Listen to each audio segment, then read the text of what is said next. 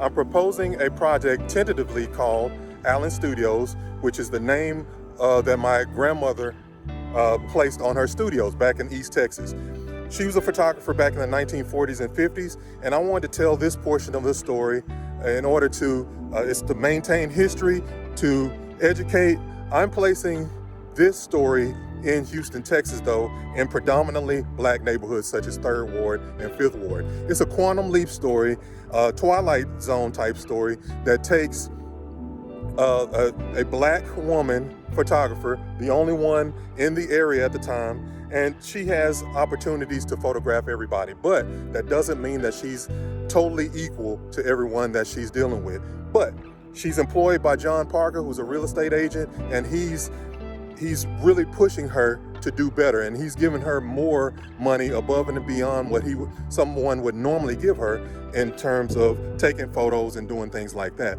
So with that, even though he's kind to her, she still has some moments where there are other people that aren't kind to her.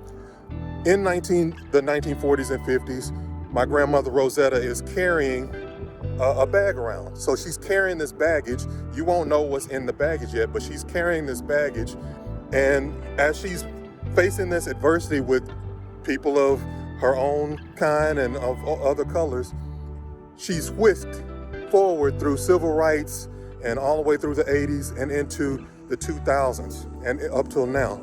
She's whisked through in this kind of, some kind of atomic storm. It just places her in 2022 and beyond. So she sees the people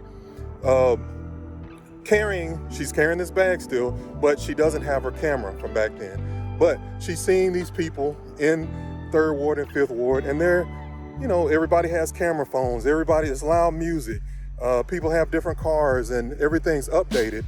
And everyone in the current days thinks that she is just part of a costume party, but she's not. She's come forth decades in order to see what's going on in the future. And it's also a means of her seeing how are her dreams of becoming totally free and totally emancipated and allowed to do the things that other people would do. How does this affect her when she's able to get that?